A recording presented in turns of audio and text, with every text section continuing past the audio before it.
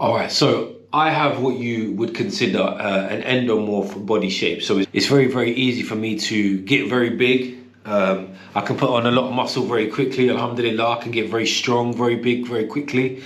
And while that's really good, it has its bad points as well, because I find that, well, I found for like many years that I can get really big, but I also carry a lot of fat, and I've never really understood how to what to do about that. It was like a struggle for a few years, only for the last maybe 2 or 3 years I've understood how I can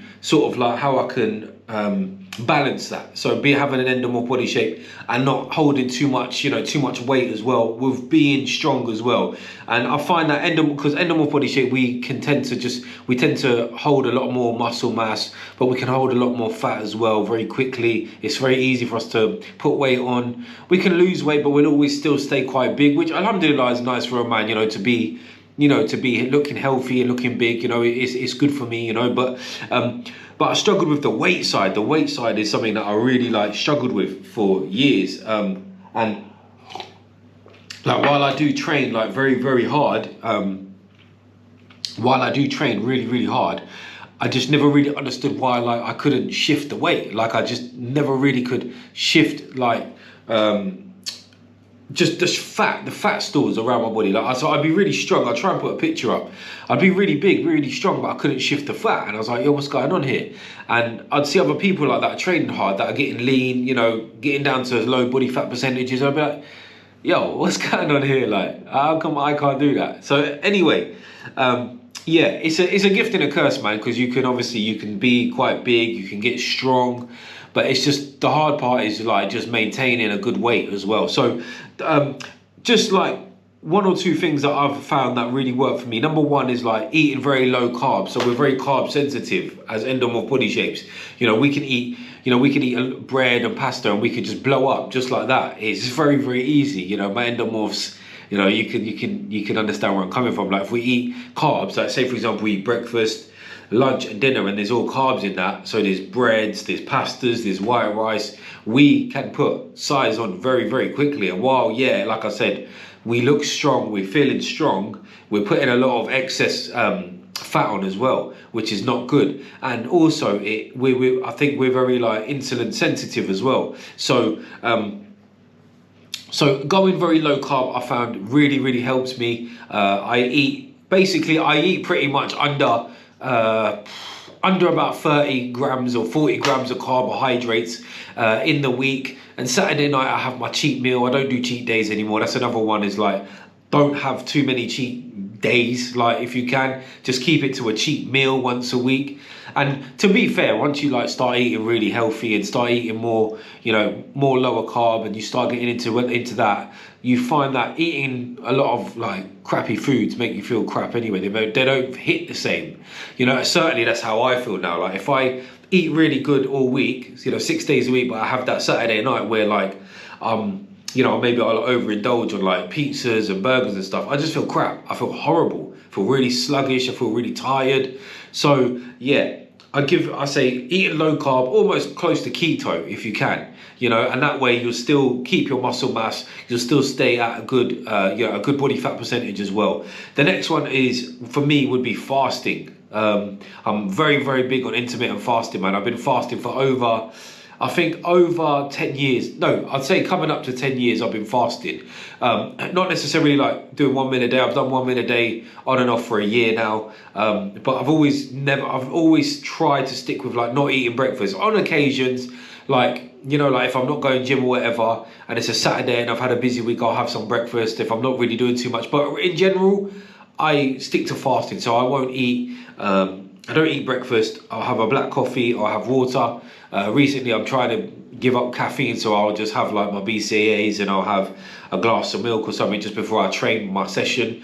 But fasting as well. As an endomorph, like I said, we keep a lot more weight. So what's going to happen is while you're fasting and you're doing your fasted workouts, your body is actually going to be breaking down that fat. So it's going to use that fat as energy. So that's another reason why you should fast. Like I said, I've been doing OMAD for coming up to a year now. And yeah, while I do feel really good, there's times where you know, I could feel better. So I'm trying to switch it up to like 2 meals a day, but still staying in that keto, still staying in that low carb frame of like under 40 grams of carbs a day.